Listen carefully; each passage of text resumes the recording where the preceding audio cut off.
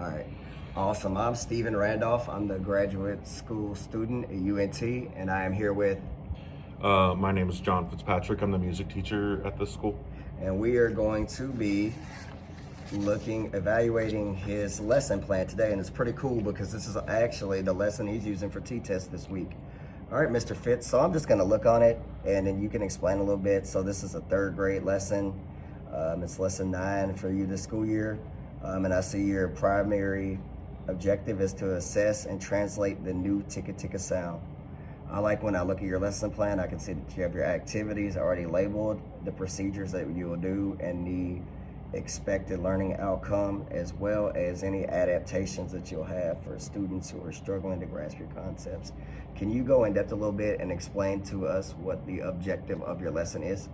Okay, so this lesson plan actually has 2 objectives. So the first one is to assess the translate new pattern. So we've been learning this new rhythm called ticka ticka, and we've been practicing orally just without any visuals or any reading or writing. And so what we're going to do is we're going to do a decoding activity where I'm going to assess their audiation skills for that specific rhythm. So I'll say ta ta ticka ticka ta bum bum bum bum bum bum, and I'll say, if I say bum bum bum bum bum bum, they'll decode it, give me ta ta ticka ticka ta. Whatever students are successful. Okay, and so how will the end goal assess the measure the objective? So it'll be who can repeat it back to you and decode it? I'm so sorry. Could you repeat that one more time? How will the end goal assessment measure this objective?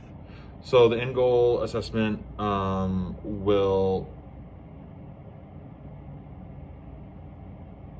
I'm so sorry. I'm not understanding the question. So how will you be able to tell at the end of the lesson who is able to meet that objective of translating the new ticka ticka? Okay. Yeah. So sorry. My brain fried twice. That's all right. So I'll be able to tell which students are successful by 1, which students are the loudest, and 2, if even most of the times if students aren't successful the first time, I wind it back to further earlier steps in my sequencing to where most if not all students are successful by the end of the assessment.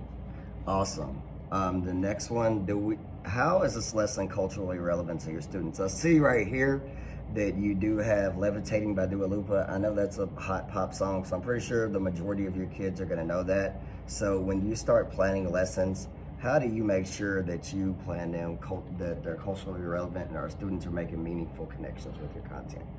So in my class, I start with the lesson, Enter With Your Ears. So in this specific lesson plan, we're doing Dua Lipa, Levitating. In that song, they have which that's the rhythm we've been working on. Ticka ticka ticka ticka ticka ticka ticka ticka ticka ti ti ti ta, and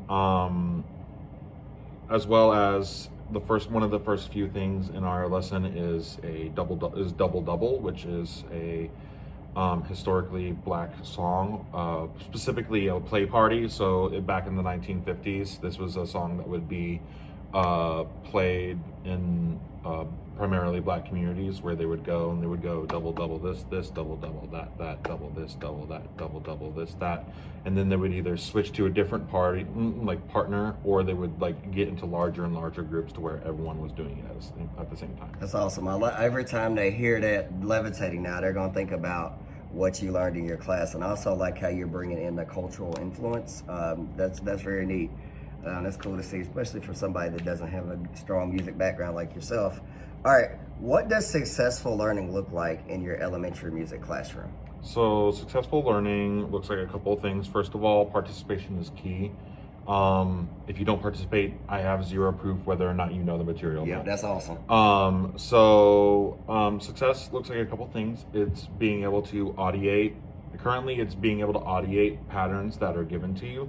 So if I say bum bum bum bum bum bum bum bum, you're able to be like, okay, dissect that. Beat 1 is ticka ticka, ti ti ti ti ta, and then be able to reproduce that using rhythmic syllables.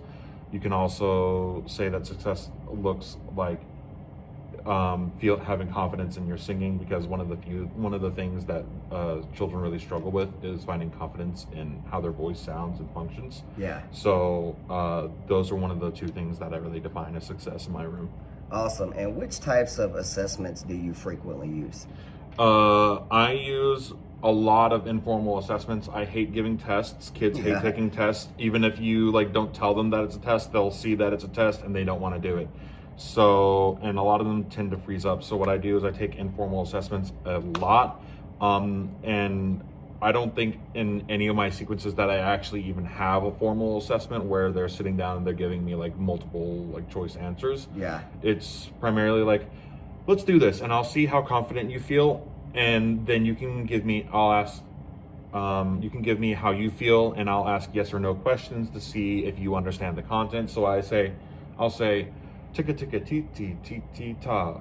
Was the first beat ta or ticka ticka? They'll say ta. If someone says ticka ticka, then I know that they're like, okay, well, Yeah. they know what's going on, but they say ta, then they don't know what's going on. So that's how I kind of give it. I also use a lot of nonverbal things like give me a thumbs up if you agree, give me a thumbs down if you don't disagree, that kind of thing. Yeah, awesome.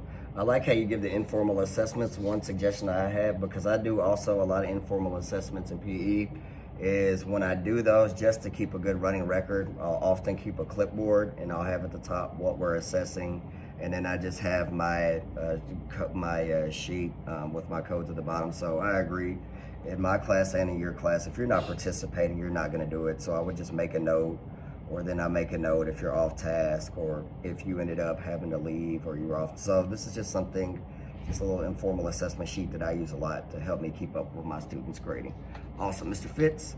I know when we spoke earlier that you talked about how you plan your lesson. You said you differentiate a little bit from the UBD structure.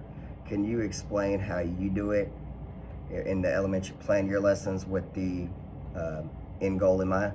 Yeah, so with music learning, I looked at the UBD, for at least that Den ISD gives us, and it was just very general, like, hey, they need to learn like rhythms, and here's how you can teach them rhythms. It's not very specific.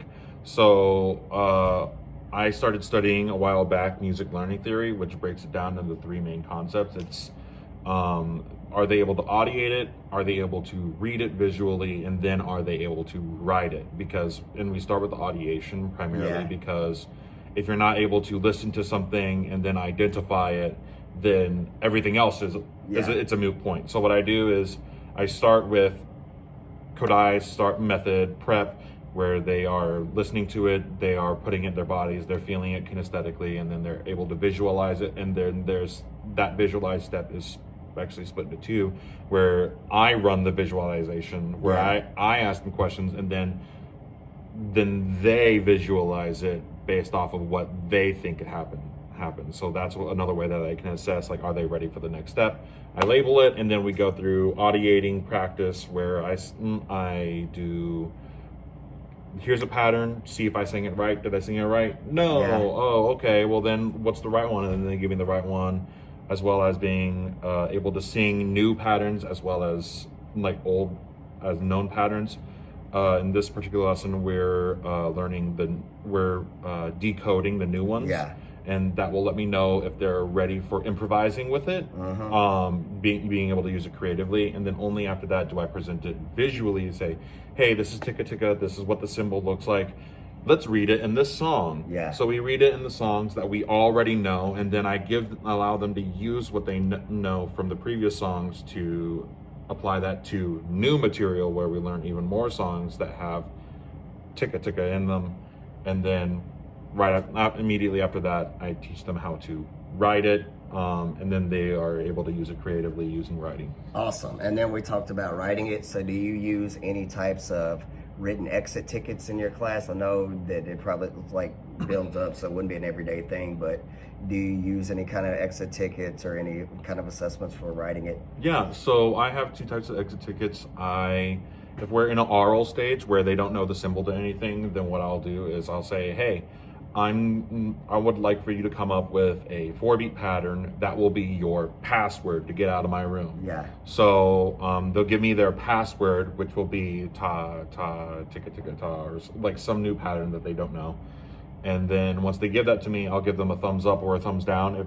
If I give them a thumbs down, then I give them constructive criticism in order to like make them fit the criteria, because sometimes there are students that just come up with 1 beat patterns Yeah. instead of 4 beat patterns, and so you have that kid that goes ticka ticka and then thinks that that's a password. Ticka ticka is not a password. I asked for 4 beats. Can you make 4 beats? Yeah. Bum bum bum. What?